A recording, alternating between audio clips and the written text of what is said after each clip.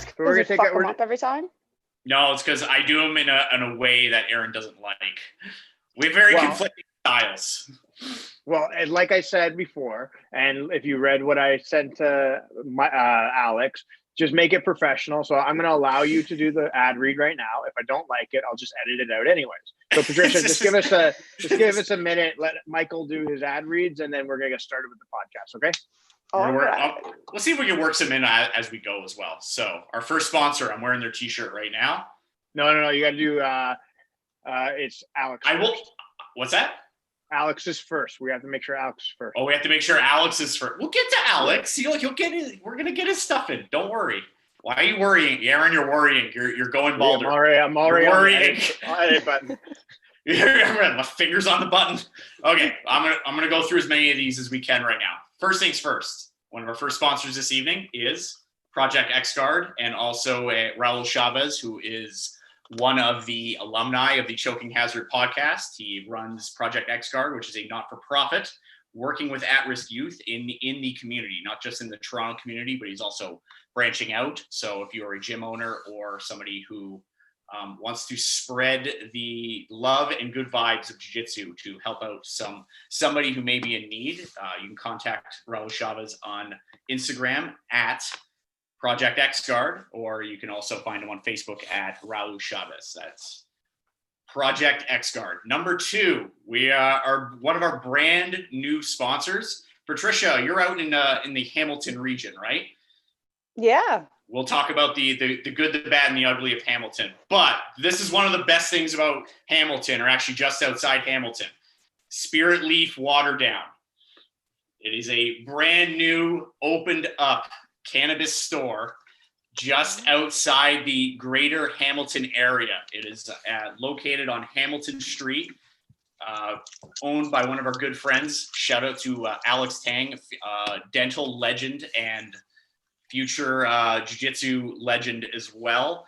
He's opening up a new store out in that region there. So I want everybody to check that out. Is SpiritLeaf Waterdown, located located in 64 Hamilton Street, right beside the Symposium. Right beside you, right in Waterdown. That's probably closer to you than it is to me. Where are you located in Hamilton? West Mountain. West Mountain? Oh, so you're it's only like 15 minutes, I think, from you. Probably 20 or 25 to get to like Waterdown proper. Hey. Depending on the time of day. Rush hour, closer to an hour. Middle of the night, closer to 15, 20.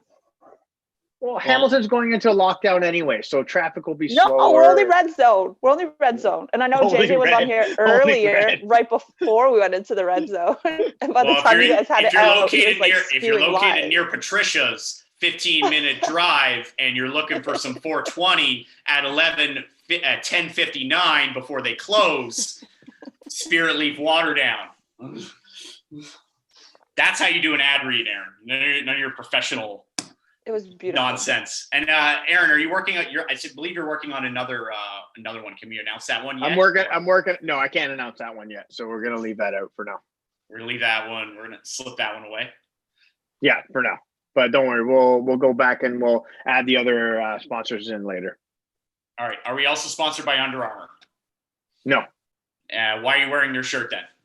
Because it's cold in my basement, so that's why we're wearing it. And again, you should be talking good about products that we like, though that way people say, hey, they do good ad reads. They are sponsoring our products, even though they're not being paid for it. Aaron, let's be honest. The Rock is not listening to this podcast. Yeah, I don't know that. Talk as much shit about Under Armour as possible. You don't know that. I think I know that. He would make a terrible influencer.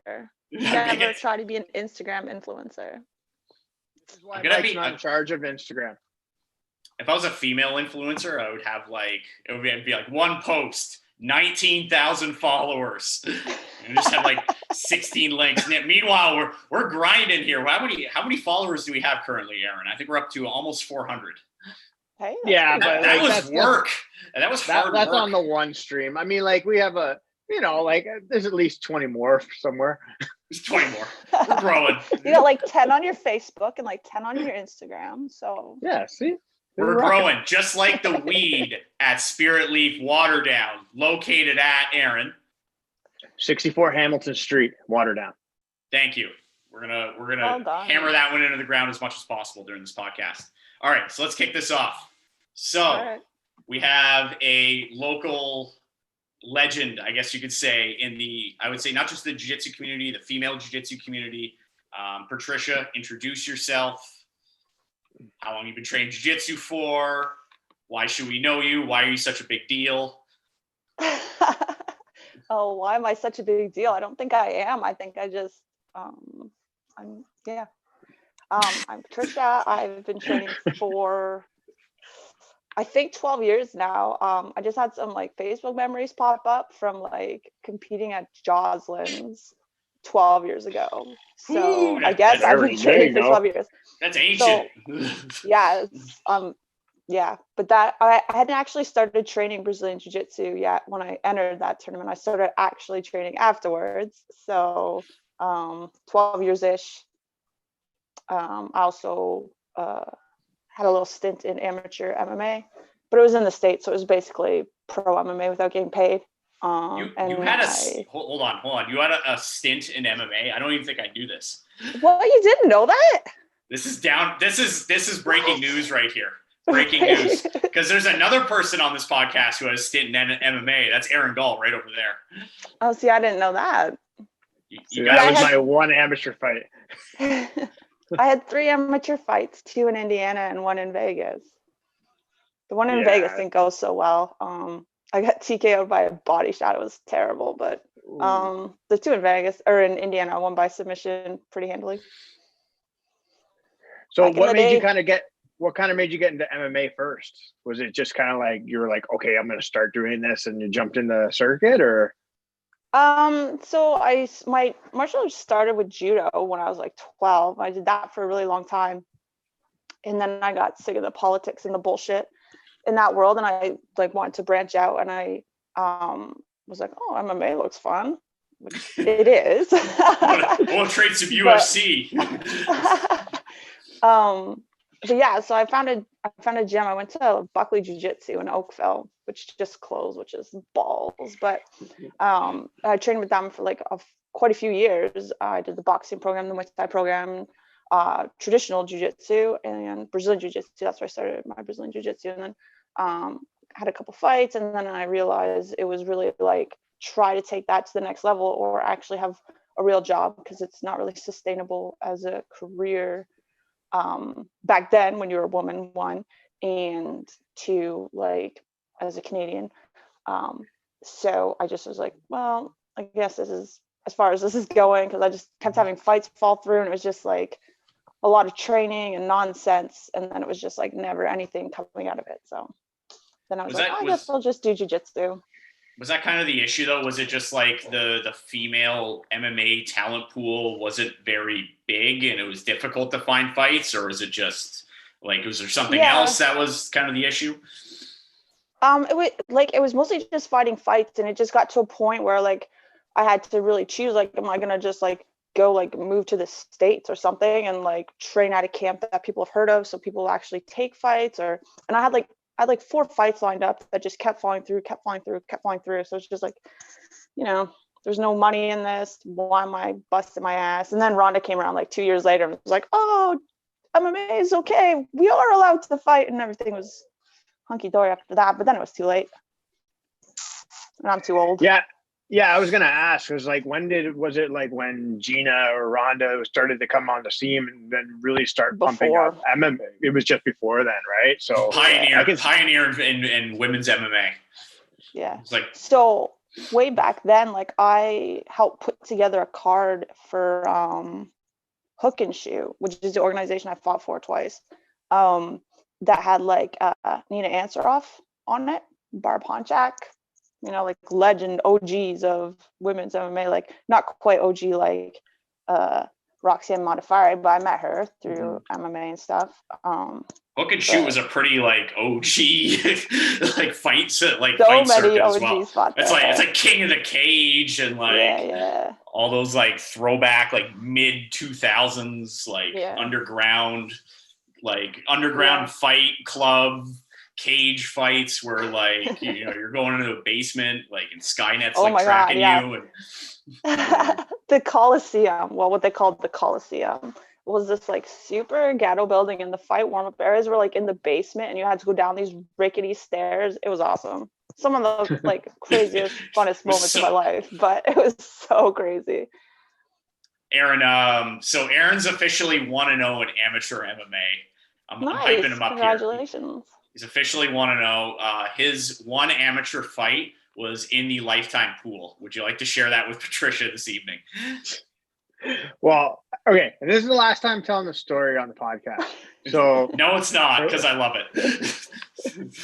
Okay, so it wasn't in the pool. It was we have a big pool deck at the club that we work at, and basically what they did was they cleared out all the seats and all that kind of jazz, and they just made it. They literally put a ring right on the pool deck, right beside the pool, and they had it on 3 sides, so 3 sides of the crowd. There was about 150 people there or whatever, because they had to like be concerned with like liquor license and whatever, and it was unsanctioned because we didn't get sanctioning from the Ontario Boxing Association. It was highly illegal. Yeah. So, in a large big box gym, we're gonna hold an illegal fight card. That's insane. Oh yeah. So amateur MMA hasn't actually been legal in Ontario like ever. It's always been very gray. So yeah, so like you weren't doing anything wronger than anyone else.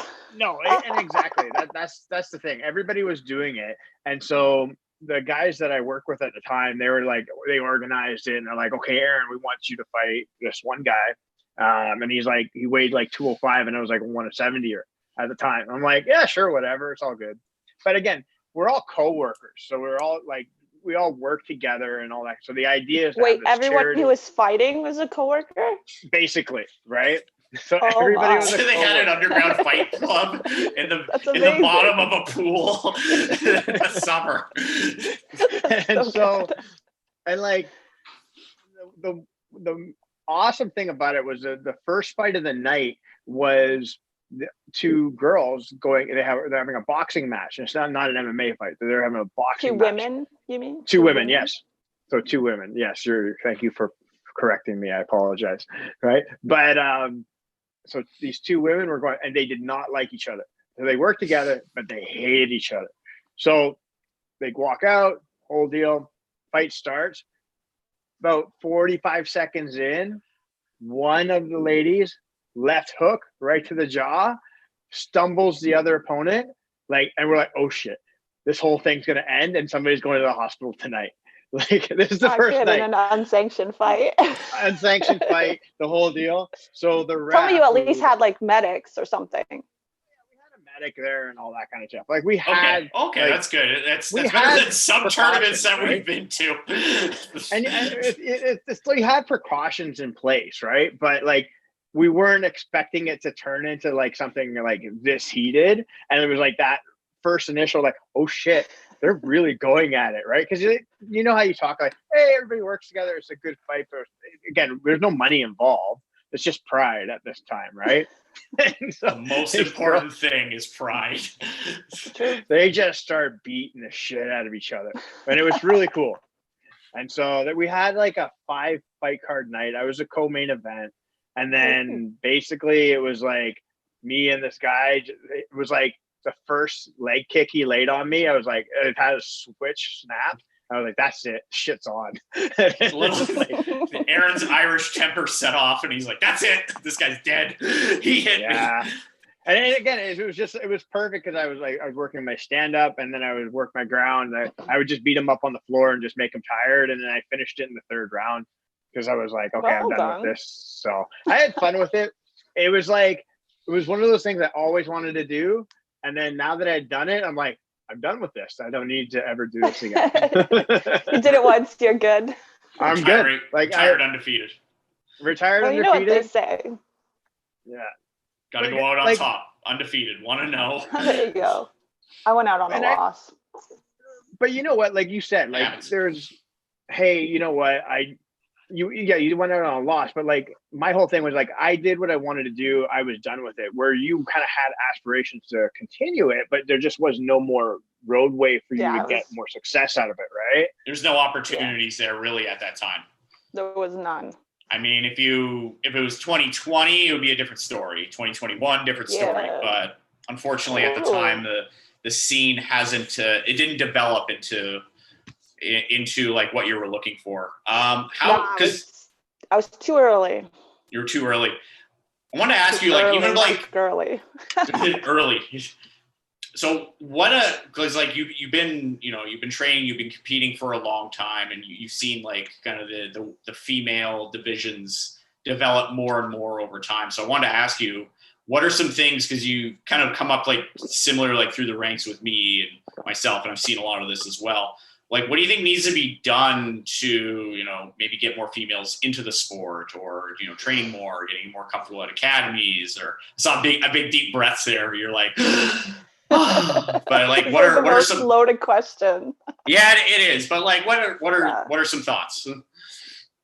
I mean, if you just look at like the statistics of the sport at any gym and like participant numbers and stuff, the average number of female participants in jiu-jitsu is like 10% of the total population. So we can never expect the women's divisions to be as big as the men's. But then if you look at tournament numbers, I can almost guarantee at most tournaments, the number of women versus the number of men is actually more than 10%. It's certainly not 50, but I would safely say that it's definitely more than 10. So I don't think it's an issue of getting women into the competitions. It's an issue of getting more women in the sport in general.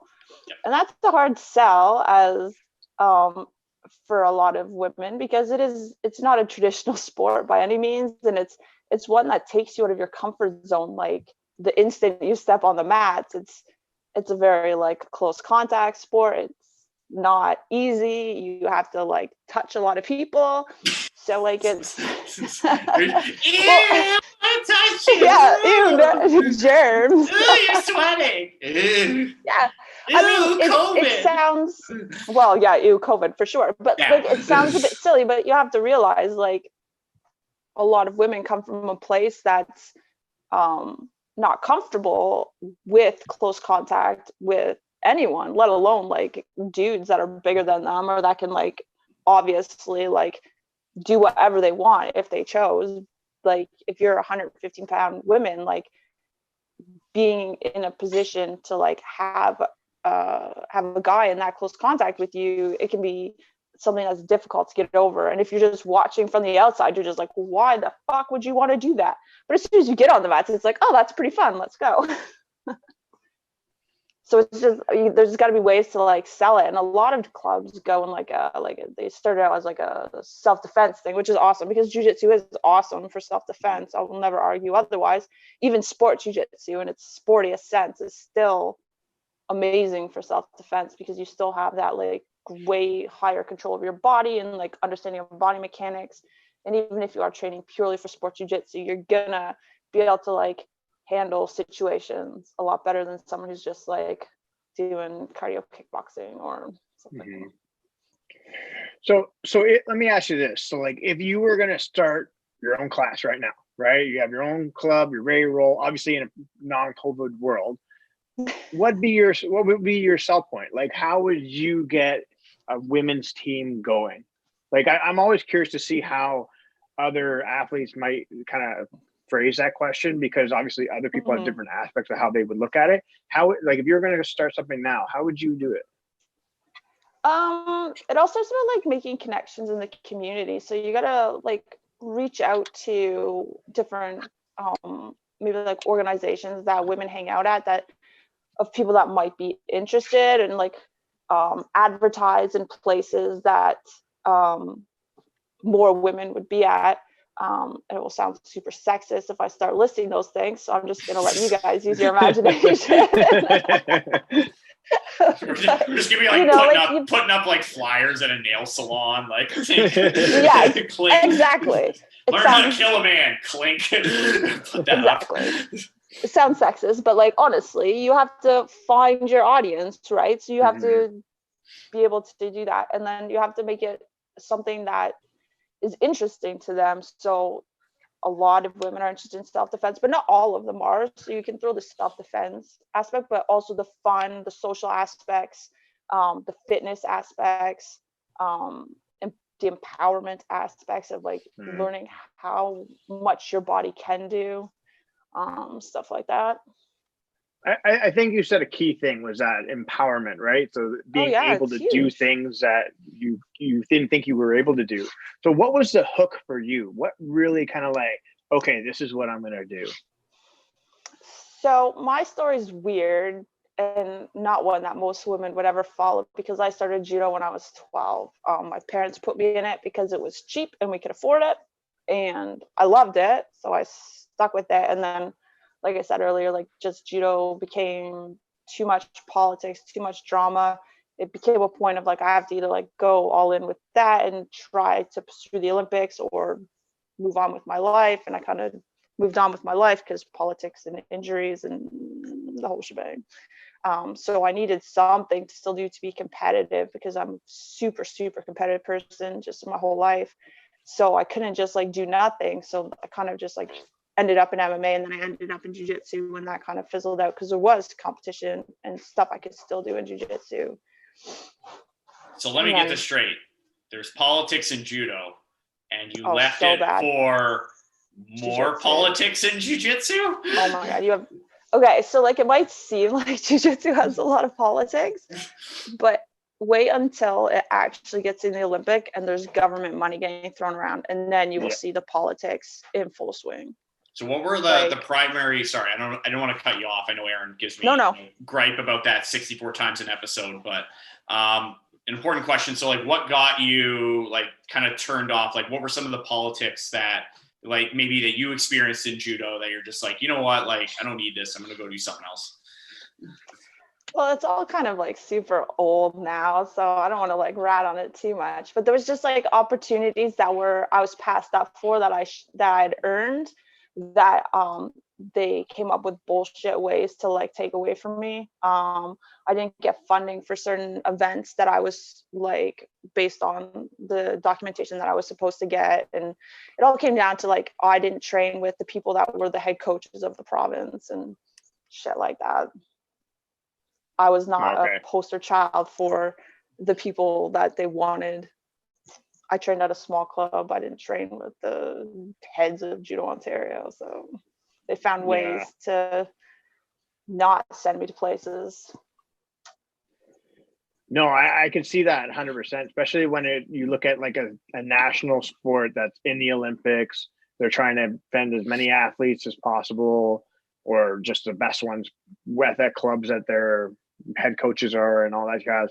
So when you look at like a sport like jiu-jitsu that's trying to get into the Olympics, even more national standpoint in Canada, how do you see that going? Do you think it's like something possible, or do you think it's just a shitstorm waiting to happen? Don't go in there.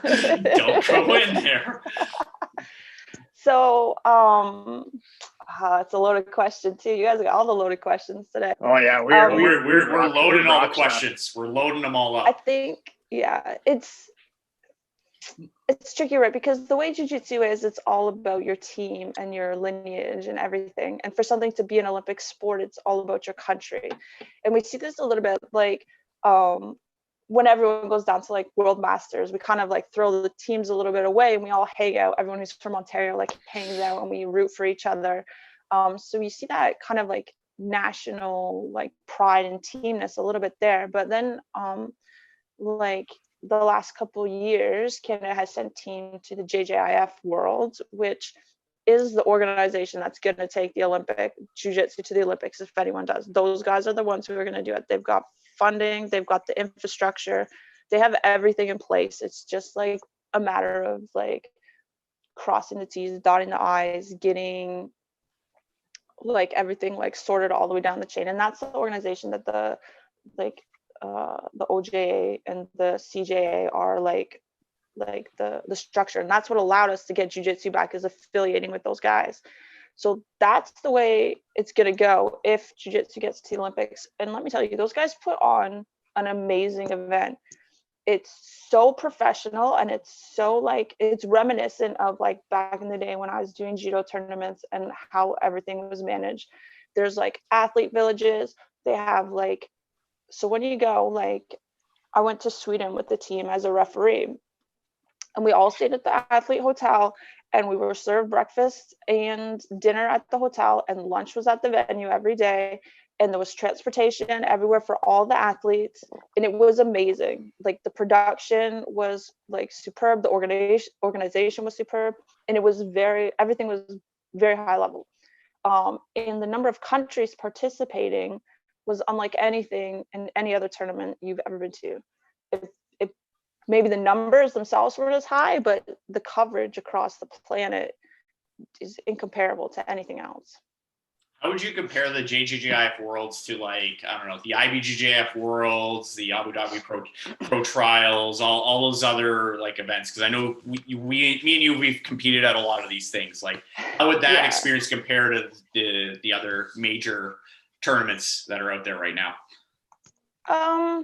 So everything is just a little bit more like official. Everything's like a little less like,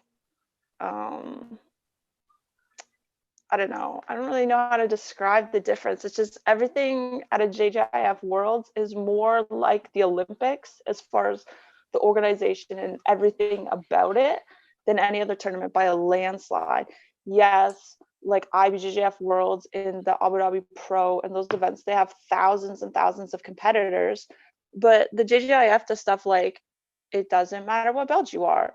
There is only one world champion in the organization. There isn't a white belt world champion. There isn't a blue belt world champion, which I think is perfect. Coming from a sport that only ever had that, like judo, like there is no blue belt Olympic judo anything. Like, there's only one number one person, and it's the person who shows up and wins gold at the Olympics or the world. Yeah. There's not this belt division, right? And I think that in itself makes that tournament the most legitimate in its own way. Obviously, a lot of the top competitors don't go there because they don't recognize it yet.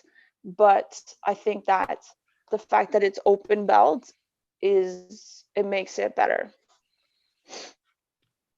And I'm saying that as a purple belt Masters world champion. I think anything that has a world champion label on it should be open belt, because I'm not a world champion. I may have won a tournament that has worlds in the name, but I'm not a world champion. I'm not delusional. So you fall into the category. Sorry, you fall into the category of like, it doesn't count unless you're a black belt world champion. I think, yeah, you are very good. You have earned a great achievement, but unless you're fighting everyone, you are not a world champion. And a lot of people are going to hate me for saying that, but it is what it is. I've got one of those medals too, and I say I got gold at Masters Worlds at purple belt, but I don't say that you're a world champion. A world champion. I think it's like your judo talking, where it's like, oh, I won this tournament at blue belts, and they call it like a world championship, but like the real world championships in judo is either the world championships or the Olympics. Yeah, exactly. Yeah, and because jiu-jitsu's always been this way, pretty much everyone has that mindset that, oh yeah, of course you're purple belt world champion, and there's nothing wrong with being that. It's an amazing achievement. I will never take anything away from that achievement, but it's not the same. Yeah, so like, it's more you kind of like putting, again, like you said, it's like the Olympics. You've gone through this trials of competitors, but now you've been selected as a group of individuals, the best of the best of the best is now here, and their guys are competing for that world championship. That's kind of where it should be, rather than kind of like a tournament throughout the day where there's all these split divisions of white belt, blue belt, purple, brown, and then you have your blacks. And then it could be the open weight from all the black belts and all that kind of stuff. And it's not that, again, all those individual gold medals are really great achievements, but they're not that pinnacle. They're amazing achievements. Yeah, exactly. Yeah. Okay. Exactly. So like I'm never going to say like your blue belt gold medal at Worlds is worthless. That's a huge achievement. And there's tons of blue belt gold medal world athletes that would kick the shit out of me. Hands down. Most of them probably would. Let's be honest. There's a lot of kids pans world champions that would probably kick the shit out of me. So yeah, it's nothing to be ashamed of. The kids that are coming up now are terrifying. They scare the shit out of me. They're like 16 and they've been doing jiu-jitsu since they were 4. They should be black belts, but they're blue belts because they're 16. Mm-hmm. So let me ask you this. So obviously, like coming as again, like you've been a referee for how many years now? Jiu-jitsu referee? Yeah, jiu-jitsu referee. Forever. Forever. Probably 8 or 9 years now. Okay. I'm trying to do the math. So, I started reffing just after I like halfway through my blue belt. So 5 years at brown, 2 at purple, 2 and a bit at blue. So that many? There. Forever. Okay. So like it's been a while. So you've seen this transition of like all these kids that were, again, call it like 10 years old and they've been doing tournaments and now they're like 18. Right. And so you got transition and then you see the differences now. Like, what would you say like the level is now compared to like what it was when you first started like 8 years ago? Like, what was winning tournaments back in the day, even at the higher belt levels, now just the technique and the nature of jiu-jitsu has changed so much. And people are more serious about the sport now because like back in the day, people competed and were amazing athletes and excellent jiu-jitsu practitioners, but the nature of the sport has changed a lot. At least from my perspective, it's a lot more dynamic than it used to be. There's a lot more happening in the matches. At least, like it's certainly harder to ref now than it ever was back in the day. I think Mike can probably agree with me there as a fellow referee. People are just doing crazier and crazier and weirder stuff. That they've had to make all these new rules to deal with all the crazy stuff that people are doing now. So it's a very different sport than it was even 8 to 10 years ago. And a lot of people are like, oh, but a blue belt now would beat up like all the black belt world champions from 20 years ago. And I don't necessarily think that's true. I think that it would be an interesting fight because if the old school black belts could implement their game plan, they would still be able to shut down a lot of the fancy new jiu-jitsu that happens, right? But if they get caught off guard or whatever and the new jiu-jitsu like gets that one step ahead, they would probably get overwhelmed. Basically, whoever gets their like game plan first is going to be the one that still can take that. Talking about like rules and rule sets and reffing, we had this discussion like several podcasts ago about our favorite rule sets. Like, what's like your favorite rule set? We've reffed, like me and you, we've reffed a lot of different rule sets. Like we've reffed, Grappler's Quest, Naga, outlaw mud shows on the border of Quebec and Ontario, Ontario Opens, IBJJF tournaments, like you name it. Like, what's like a rule set that you like to ref that's clear and concise or that's good to compete in? And then also like what are some rule changes that like you would like to see personally to kind of make things better overall long term for the sport? Wow, that's another loaded question. And if you want to get loaded, hold on, this is a time for an ad break. And if you want to get loaded, you want to go to SpiritLeaf Waterdown, located at Aaron 64 Hamilton Street. There you are. Waterdown. Waterdown. Sorry. You should have a notepad, Mike. So you know where all our places are. Located at 64 Hamilton Street, Waterdown. Thank you. So I would say I'm really happy that the IBJJF is going to start allowing heel hooks and no-gi at the brown and black level. I think that's a big step. It should make a lot of people happy. Hopefully it makes 50-50 a lot less boring. And as a referee, it makes it a lot more interesting. As an athlete, I'm a little worried about people's knees. But honestly, I'm just hopeful that people will respect the tap and tap early and save themselves and it's not UFC. be And you're silly. like, oh, just bleed, exactly. UFC. Just bleed. I'm just really upset that I can't stall in 50-50 anymore, unfortunately. Yeah, there's no stalling there anymore. It's gonna be great. It's just too bad we have COVID and we're never gonna see it. So that's a rule change. I'd like to see more clarification on reaping. And like, I think I've talked about this on a previous podcast where it's like, you can reap and there's like 5 different scenarios that can happen. So there's like 5 pages in the rule book dedicated just to reaping. It's ridiculous. And I think now that they're allowing heel hugs at the brown and black level, then reaping should be on the table too. Like, they're equally destructive actions. They should also allow turning on the inside on the ankle locks, and maybe not outside toe holds because they're still pretty nasty and they're not like easy to mix in with the rest of the stuff. But all that leg twisty stuff, if you're in trouble, tap the end. If you're not a dick when you're fighting, you're not going to blow someone's knee out unless you don't respect the tap. You should be able to do your techniques with control, and everyone will have more techniques, and we'll see a lot less nonsense of just stalling at 50-50 and people just doing nothing. Now, to clarify, though, this is at brown and black belt level, not at white belts. Yeah. No, absolutely not. White belts need to be protected from themselves. We were all white belts once, and we thought we were awesome and knew everything and knew how to do jiu-jitsu. But looking back, we were idiots. And protecting a newborn toddler from themselves. It's true, though. Don't put your finger in there. Stay. This is from me and Aaron's experience. Stay. Don't roll down the stairs. Stop reaping your brother.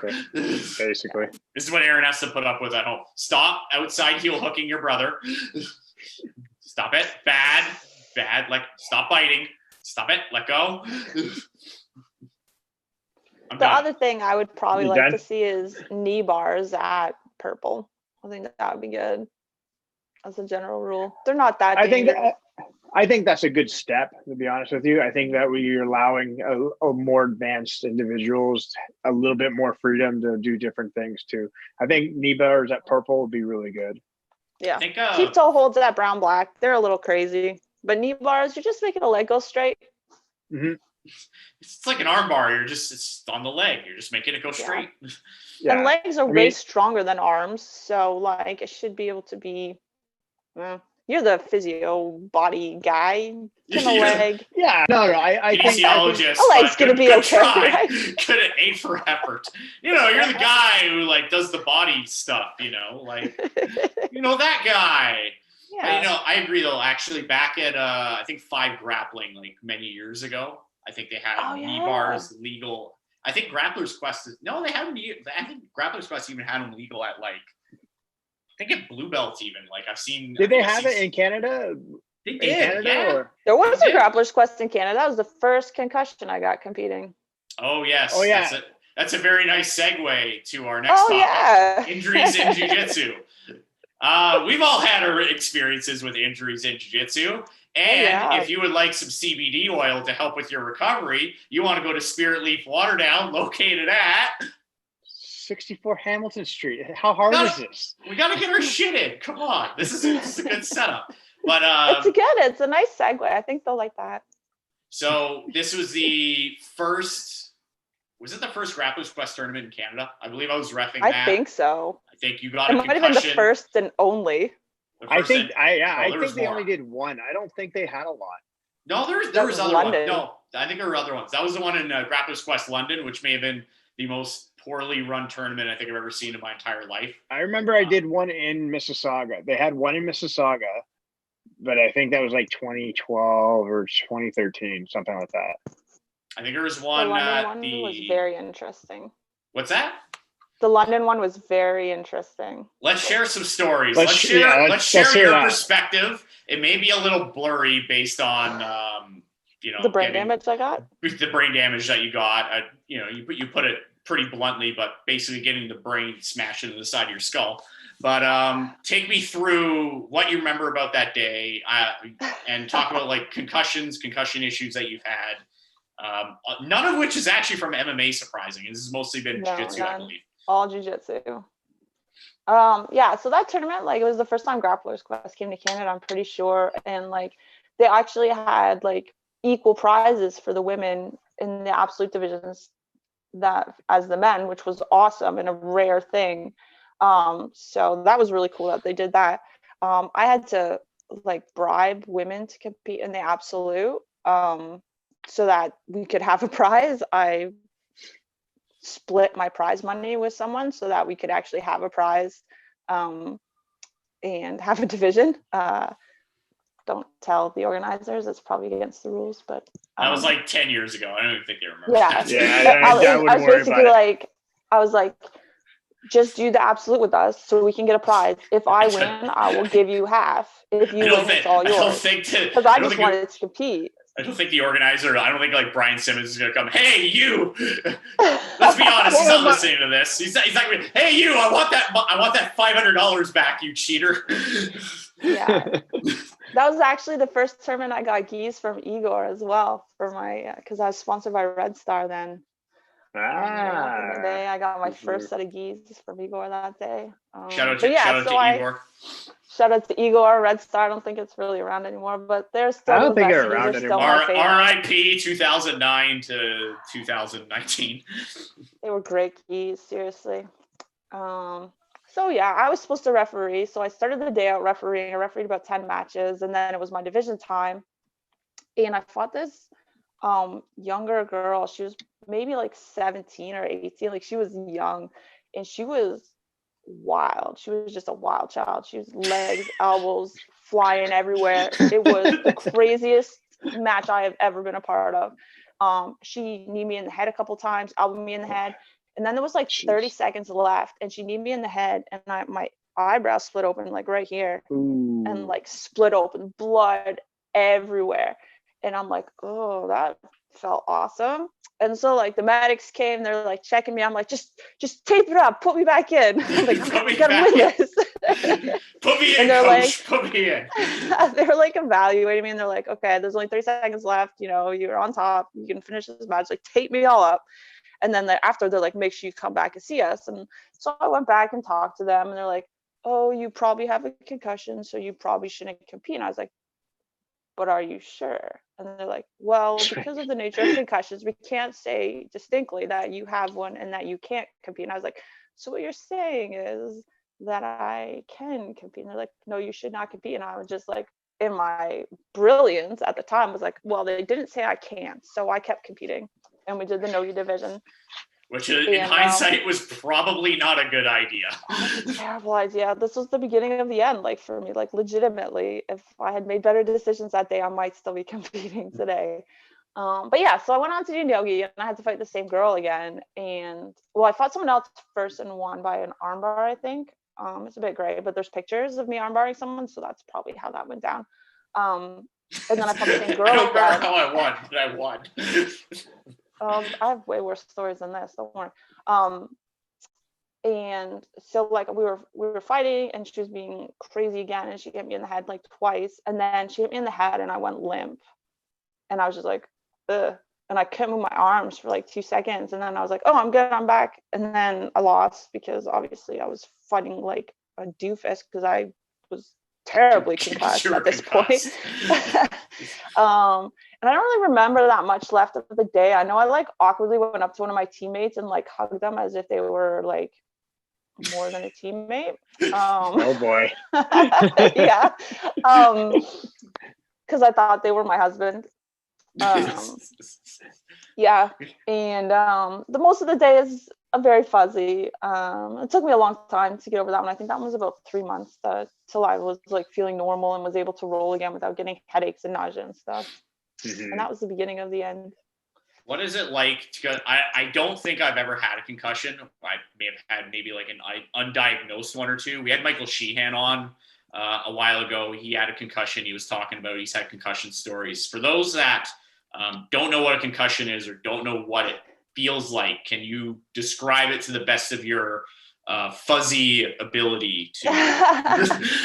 Well, the trouble with concussions is like everyone is different, and everyone experiences concussions different. Like some people, they get those terrible headaches all the time and they don't go away. Other people, they feel fuzzy. Other people, they get really moody. So there's like a huge gambit of potential concussion symptoms. But like obviously really bad headaches that are migraine-ish is pretty common for concussions, and I get migraines too. So sometimes there's been a couple times where I'm like, is this a migraine? Is this a concussion? I don't know. They feel kind of the same. Like it's like the headache is like a pressury headache. Kind of feels like your brain's too big for your skull, and if you move your head, it like extra acts weird.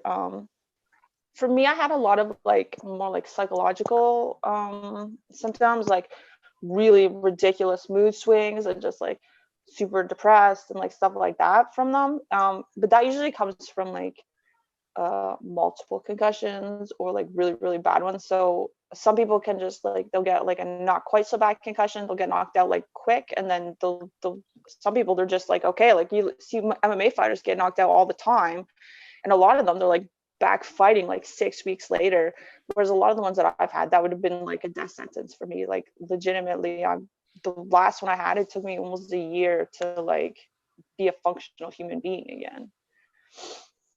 So everyone's different. Headaches, usually. Weird moods is really common. Trouble sleeping or sleeping all the time, stuff like that. It's terrible. It sucks getting a concussion. So how many concussions have you had over the course of your kind of like jiu-jitsu, judo career? 8. Oh, wow.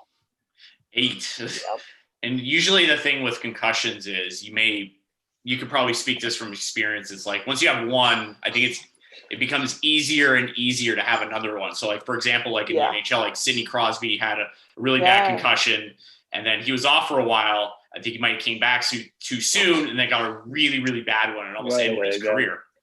Yeah. And then he was out for like sure. There's a lot of time. science that shows that once you've got one, it's much easier to get the other one. Some of the ones I got were like stupid shit. Like I was training at a Drysdale seminar with someone I didn't know, and we were just doing this drill where you're supposed to like do a sequence of like get a takedown and then do the guard pass that we were working on. So it was just like easy. We weren't like fighting. We weren't even like, it wasn't supposed to be a high resistance drill. So I was like doing like pretty lazy jujitsu because I didn't want to smash the guy. Like I think you guys probably know, if I really wanted to take someone down in a not competitive environment, I could smash them into the floor, no problem. But I was taking it easy because I didn't know the guy, and we were supposed to just be doing this drill, right? So I do a lazy takedown, and he like spun around elbow first and elbowed me right in the temple, and that was enough. I was out for 6 weeks after that. Like it was ridiculous. But some of the other ones were a little more impactful, shall we say. Okay, so please share. What was the worst one? What was like the straw that broke the camel's back? And that would have been the last Worlds that I competed at. Now, what was that? 2018, I want to say 17, 18, something in that range. I feel like I have a concussion because I don't remember. I think it's got to be 17. Because I've gone as a spectator twice now since then, and this year would have been the 3rd year, so that brings us to 2017, I think. So that one, I can tell you that I got to the venue and there was a huge lineup to get in, and I can tell you that the next morning I woke up with a splitting headache, and that's all I remember. I had to have my teammates tell me what happened, because I woke up and I was like, oh, I got a headache, what the fuck? Did we go out drinking last night? What day is it? And then I was like, oh, fuck, it's Friday. I was supposed to compete on Thursday. And I was like, having like a pretty big panic attack. Like, what is happening? And I looked in my gear bag and I've got silver medal there. I was like, oh, okay, I competed. Like, did I get drugged last night? Like, what happened? I mean, what happens in Vegas stays in Vegas. Yeah, pretty much. But then my friend Michelle, who I was sharing a hotel room with, heard me stirring about, and she came in. She's like, hey, how you feeling? I was like, what the fuck happened? She's like, well, you got thrown on your head. I was like, all right, that's that then. And that's I remember that conversation, and I remember bits and pieces of the rest of that like 6 days stay in Vegas, but that's it. And the next 6 months are blurry at best. So it was just like just accumulation of all these different concussions, and then this just kind of. That was it, and that Yeah. one was super scary because none of the other ones, like the days aren't completely blank like that one, and like how long it took me to get over, and like the first couple weeks, like I was like a zombie, like I was just like going through the steps and like just sleeping all the time and having a terrible headache, and like the mood swings were ridiculous. Like I would just like snap at everyone, and then I'd be like the most happiest person on the planet, and then I would just be like a zombie again. It was bad. I had to take like, at first I didn't take very much time off work. I only took like a week, and then I went back to work and I was like not really doing my job very well. And then went to the doctor and they're just like, oh, you need to take screen time away. I'm like, well, my job is a programmer, so that's going to be tough. So then the doctor's like wrote me, you know, to give to my work, and like, she's not allowed to work for 3 weeks. So I had to spend 3 weeks just like doing nothing. I wasn't allowed to look at screens. I wasn't allowed to do anything like vigorous at all. And that started me getting better finally. Was there like any like treatments that you did, like anything like concussion treatments, like oxygen, anything that like helped with it? Or is it just like, hey, I'm just not going to look at a screen for a while and my brain's going to fix itself over time? I kind of went that route, and I probably should have pursued some other treatments. I got in contact with 2 different concussion doctors, and the first one I got in contact with 6 weeks in, and they're like, well, until it's been 12 weeks, we can't really help you because you should just get better on your own. I was like, well, fuck you too then. I'm not going to give you my money if you don't want my money now. And then I eventually got to see a neurologist at Mac, and they gave me like some like some brain exercises to do and stuff, and their approach was a lot of brain rest and some brain exercises and just like the typical return to play, you know, like if you're feeling good you can do some stuff, but as soon as you start feeling symptoms then you got to take it back a step. So then these days, like, are you still training? Like, are you still having like maybe like some cognitive effects from cumulative concussions? Like, how are you feeling like in 2020 minus COVID and all that minus COVID? Minus so COVID. In late 2019 I had actually like thought about competing at Masters Worlds again this year. It was kind of a thing in the back of my head for a long time. Like I didn't want to go out like I did, not even remembering my last competition. So I had this big plan to like just pull guard and fight really safely, you know, like because my style is not a very brain safe style in general. But I had like this plan to pull guard and like just compete one more time, just because not remembering the last time you competed is shitty. But then I got like tweak my knee, and then COVID happened, and now we're here. So I'll probably stay retired. But I had gotten back into training pretty. Stay retired with me. Come on, Patricia, stay retired. It's just it's so hard going to competitions as someone who's competitive and just like being on the outside of it all. It sucks. But I know it's for my own good, and that's why I've managed to stay on the outside for so long. But it's hard.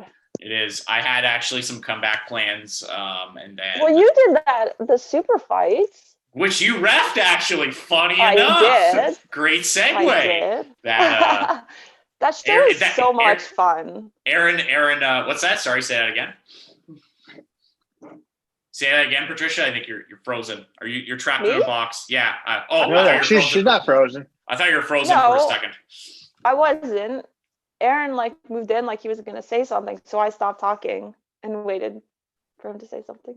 Oh, you're a lot more polite than I am. Clearly, we knew that a long time ago, though.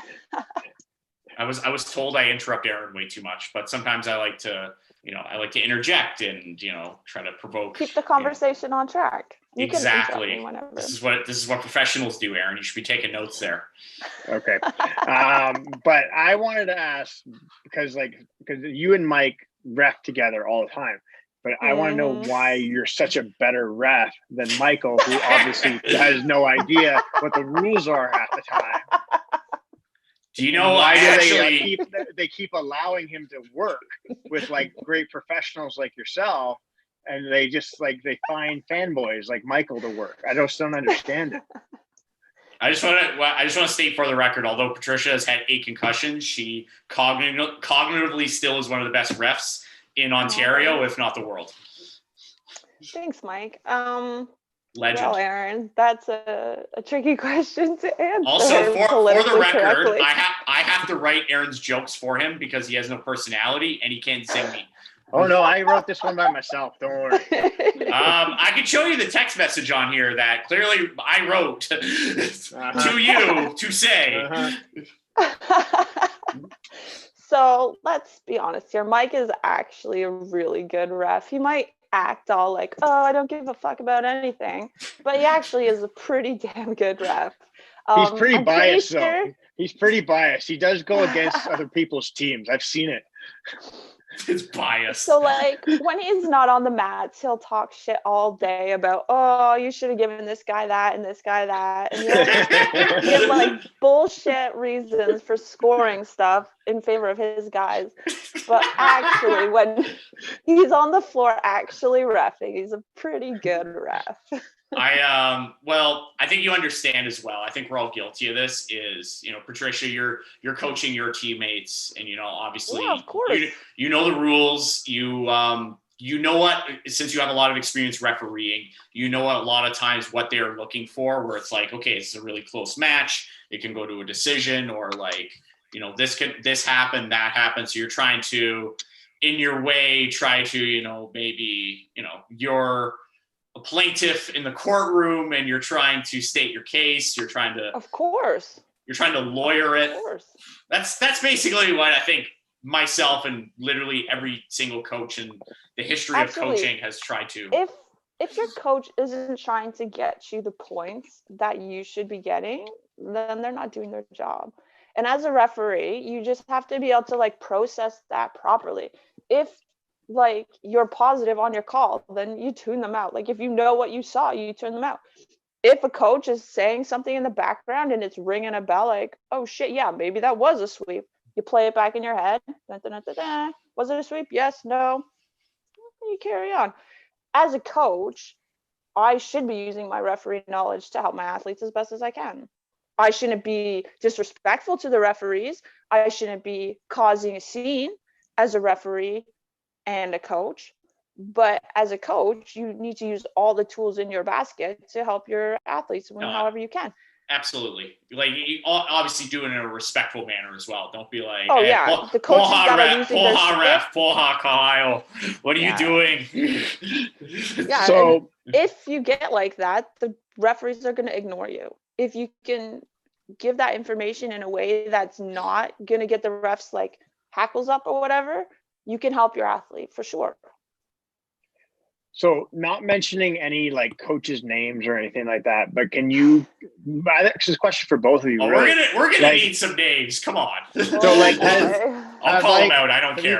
Have you guys had like experiences with like one that's just been like over the top, like rude, belligerent coach, like within the last little bit? Whenever I'm reffing, Aaron Gall is such a dick. Such a dick. And he doesn't even know the rules everything. Too. I call everything. Mike, where's the points for side control? There are no points for side control, Aaron. I just try to get points. You have no idea how many times people have yelled that at me. Like, it's outrageous. Like, so many times, where's the side control points? Half, where's the points? Half. It's crazy. And then they're like yelling and they're like, especially when I was like just starting out to referee and people didn't really know me yet. The nonsense that got yelled at me was insane. And even now, maybe some tournament in Ottawa, there was this coach, I don't even remember who it was, but he yelled some ridiculously sexist nonsense at me. And I can't remember now exactly what he said, but it was like totally off the cuff, like not appropriate for the room. And I was just like, did you really just say that? Some outlaw mud show stuff that he's yelling at. What is this? No, it was. I wish I could remember what he said. It was something like about like ovaries and Oh, periods. God And damn. I don't even remember. Like, it was ridiculous. Like, the most Yeah. like backhand craziness. And it all started with, like, he was asking for points for something that wasn't points anymore. Like, that hadn't been points And for like then 4 it jumps years. all the way to just And like, I was like, that's not points. He was just yelling. I was like, that's not points. And then he like went off with this ridiculous tirade. And I just like stopped the that's match. not I was points. I was like, hey, Tony, like, this guy is being ridiculous. And Tony like went over and dealt with it. And then eventually the guy came over and apologized, and like, it was fine. But I was just like, that's not okay to say. Like, that's such a bad example for all the athletes in the room, for all the younger coaches in the room, like for all of the female athletes in the room to be hearing people yelling this stuff. The That's why kids in the women don't wanna room, the do this parents sport. in the room, like Everyone. It was insane. And like, that's not the first time stuff like that has happened, and it won't be the last, because this is the world we live in. It's better than it used to be, but there's never going to be a place where people see me as the female referee and see me as the equal to the male referees. I've seen it for the last 10 years, and I will continue to see it. All I can do is keep being the best referee that I can be. And eventually, they'll eventually figure out, oh yeah, maybe she does have a clue, even though she's got ovaries. Okay, there's one more. That got story. political. I'm sorry. I didn't. It got political. No, I love it. Okay, there's Love it. one. What probably my all-time favorite refereeing story of Patricia's. I believe it was a Grappling Industries many moons ago. You had to disqualify somebody. I think you're reffing for a while, but you're still like fairly green. I think I was reffing. I was fairly green. Green basically meaning like you're still fairly new. Like you're trying trying to get better at your job. Do you recall this story, or have to jog your memory a little bit more?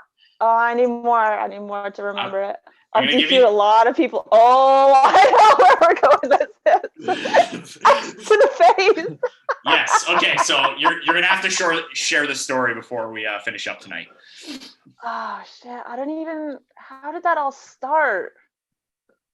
I don't even remember. But I was reffing this match, and this athlete got a little out of hand, and then he didn't follow my instructions, and oh shit, what was the final straw? I think what happened is there was he a might have match. swore at me.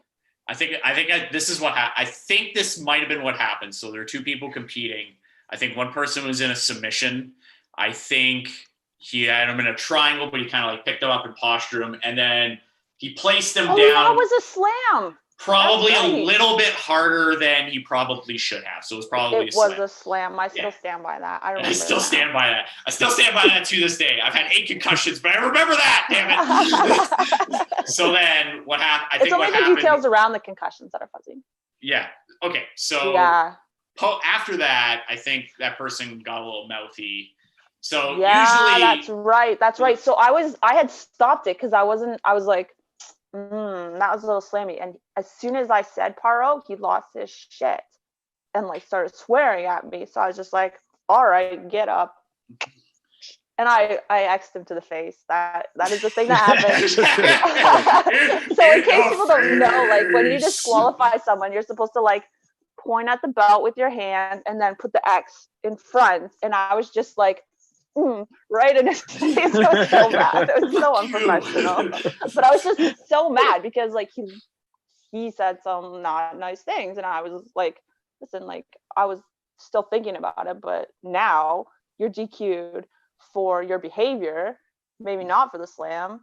And it's like even if the slam was somewhat questionable at that point, it's like you can't go like, oh, this is effing BS. Like, once you cross that line, it's the same thing with like coaching. It's like you've lost 0 credibility. It's over. Yeah, exactly. I had a similar thing happen where I had these 2, they were like heavyweight guys, and they were just like being a little crazy, and they went out of bounds. So I stopped. I was like, paro, get in the middle, guys. I was like, guys, stay on the side. And the other guy was like, this fucking guy. And I was just like, excuse me. He's like, no, sorry. And then time was almost up, and they went out of bounds again. And I was like, paro. And then he's like, fucking bitch. And I'm like, what did you just say? He's like, oh, I wasn't talking to you. I was like, really? You were calling your male opponent a fucking bitch, not the female referee. And I was just like, buddy, you're disqualified. Because even if he was not talking to me, you can't say stuff like that. And because it was a disciplinary DQ, he wasn't supposed to be able to compete anymore. But the tournament organizers overruled that rule because his opponent begged him to be able to do the absolute. And I was so mad about that. I was so salty. Yeah. And that was Grappling Industries, or that was because they were allowing that, or? I will not name names. Oh, not naming. So it was then. Okay, just check. I've had organizers in multiple tournaments not follow the rules based on calls that I've made in multiple different tournament sets. At least they had medics though. But yes, I said at least they have medics though. But I digress. Usually, most tournaments have been had medics. It's kind of an essential thing, in case somebody gets hurt, somebody gets a concussion, somebody dislocates their knee, such as myself. Like, I would never ever referee a tournament without medics. Never. I've heard there's been a couple of ones without medics in the building, and they've been shit firestorms. Yeah, like it's a crazy idea to even think about. Like, you need to have trained emergency people, not just average Joe. Hi, my name's Michael. I'm here to put you in a sling. Well, you need trained medical professional. Like if me and Aaron show up and we're your medics, just picture this, Patricia. You get a concussion. You're in Vegas. Me and Aaron show up to help you. I'll be in trouble. To be honest, you I don't wouldn't have made know. it back from Vegas. Let's just put it that way. It's amazing I did, because I don't remember what the medics did for me, but they let me go home, which they shouldn't have, given the state I was in the next day, and the fact that I don't remember anything, and the fact that I was on the mats unconscious for some time. I should have gone to the hospital, and either I managed to fake it bad enough, good enough that I was fine, or those medics did a real bad job. Either way, they should have seen, based on what happened, that I should not have been allowed to go back to my hotel. But I don't know what happened, so I can't say. Maybe I was an amazing actress. Who knows? I always wanted to be an actor, so maybe. Was that a gold medal match? Yeah. Yeah, it was the final. Oh, okay. Gotcha. But it was very short, apparently. I watched the video once a little while, maybe a year ago. I found the video of it, and at first I had thought it was described to me before that it was some kind of overhand throw, where the way she held my head, we just both collided and my head hit the floor first with all our combined weight. And this was super heavyweight, so that was a lot of combined weight all went into my head on the ground. But it was actually a collar drag that somehow both my hands were trapped. I don't know, I didn't see a good video of it. You went face first into the ground. My face hit the mat first, and I was limp, and then the video cuts out. So I don't know how long I was there for. I haven't really pursued it very much because it's kind of a touchy subject. But yeah. That's a scary throw too, especially if your hands are caught, and it's no good. And it was so fast.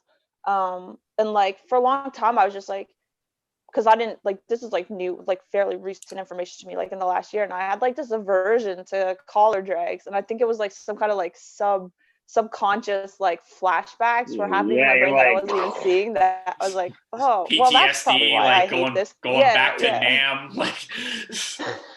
somebody cross collar grabs you, you're just get away from me. I wince anytime I see someone doing that throw. It can be a very powerful throw, but it's really, most people do it with the intent of making their opponent smash their face into the floor, and I don't think that's good jiu-jitsu. Versus the way I personally try to do it, and I'm not a judo black belt, but I try to drag and then scoop a single leg at the same time. So move them out of the way, and then a single leg. Yeah. For sure, that'd be awesome. Not trying to bounce someone's face off the mat like a basketball. But so many people, they just do it another way. They just drop straight down and like yank that collar straight down, and all you can do is face plant. You can't even roll out of it, which is how the throw is supposed to work in its purest sense. So now, as like a former competitor, seeing those things again as a ref, you're going to be like right in there every single time. Like, how does that make you feel? Like, you cringe every time you see stuff, or is it kind of like, you know what, you're kind of used to it now? You know, like, I think given my concussion history, I am more aware of potential concussions in matches, and I have stopped fights lots of times where I've seen kids' heads bounce off the floor or whatever, even in the younger adults, and I'm just like, I saw your head hit the floor, I saw you bounce, I'm gonna call the medics, they're gonna check you out. And people are like, I'm fine. And like probably 9 times out of the 10, the medics come by and they're like, they check him out and it's fine. But there's been a couple of times where the medics have been like, yeah, he's done, he can't fight anymore. So I think even though I've had such a shitty experience with concussions, I think it's given me like an insight as a referee that I can help these athletes not get hurt worse. So I try to like find that balance of like not being like so paranoid, but also being aware and like keeping the athletes safe, you know? I think it's the most important thing, especially for kids that are young and they're just doing this for fun and they're not trying to be like some crazy like 17-time world champion or open a school or anything. They just want to, you know, go compete and have fun, keep them protected. Last question I want to ask you this evening. So 2020 hasn't really been the best year, but what's next for you 2021 and beyond? Do you want to come out of retirement again with me? Potentially Masters Worlds 2021. If my knee doesn't explode again. What's that? I think really what coming out of retirement probably is going to look like for me is maybe like some kind of like super fight show or something. I don't think a tournament type scenario is really in the cards for me anymore. Just because I'm coaching so much now. Like I'm helping out a lot at Fifth Dimension, my gym. And I've really like fallen into that coaching and refereeing role. And I do enjoy it. And I don't think I have the time with work and stuff to like properly train for like a world masters type situation. And to travel and stuff, and then to risk getting a concussion while I'm abroad and stuff. I think like a Submission X, Sub X, Canadian Submission Expo, whatever Tony calls this show type situation would be a nice like controlled environment that we could like have a safe opponent, like someone that's like a known factor, you know? So like the fight, I'm not saying we were going to fix a fight. This sounds really like I'm trying to fix a fight. I just want to be a little like, easy. I'm not doing a good job fight, describing, okay? but like, you know, like fighting someone that I've fought before. Somebody you respect. Yeah, and someone that like is aware of my history and they're going to try to win and I'm going to try to win, but someone who's not going to do some like bullshit nonsense and knee me in the head or whatever, you know? Yeah, not trying to beat the fuck out of you something like that, for maybe whatever as reason. It's usually what Aaron resorts to when we're rolling. But you're so sensitive. I would love to see you do Worlds again, Briars. That was a possibility this year, and then you know a massive wave of herpes hit the world, and here we are. But we're getting a vaccine soon. There's hope for us. There is hope. There's hope. Hopefully, it's looking promising. So yeah, hopefully, it's like 95% effective or something. Yeah, I don't know. I have my own opinions on it. I think it's going to be something that's going to be around for a long time. I'm talking about COVID. Yeah. It's going to be around. It's going to be something that, you know, I don't think it's going to disappear anytime soon. It's just going to be like, hey, disappear. No. What's that? Not disappear. No, but hopefully we can manage it. If enough people get vaccines and they get some rapid testing stuff going on, then hopefully we can travel again soon. Hopefully. Because I need to go to Australia again because I miss it a lot. I'm going to go ride off into the sunset in a kangaroo patch. Oh, yeah. Oh, yeah. Australia is my second home. I love it there so much. And the women's jiu-jitsu scene there is amazing. Yeah, they got a lot of competitors. They have a good culture out there. I think it's a beautiful spot. Yep. It's so good. Go down All there, right. have a Foster. Official They don't beer drink that there. of They don't Australia. drink that there. I don't know. I think somebody actually told me that. It's like, because I was telling them like, oh, do you like, it's like Foster, like Australia beer? They're like, no, that's like terrible. That's garbage. Why are you Yeah, gonna? no, they don't drink that there. They drink a Yeah, lot that's of just cider. that's North American bullshit. They don't drink that at all. No, it's not even made there. I don't think anymore. I think it was at one point, but I think it's just like made with like Bud and Labatt and all those other generic beers. Yeah. And I think we'll leave it there. Patricia, I want to thank you very much for coming to the podcast. We will never offer you a Foster's beer. We will always give you something a little bit more classy than a Foster's. But we definitely hope that eventually throughout COVID, when it's over or there's manageable, we'll be able to hang out, go roll, talk about how shitty Mike is as a referee, and then we can build off that. Sounds good. Thanks for having me, guys. I had fun. No, absolutely. Thank you. And we definitely want to do it again.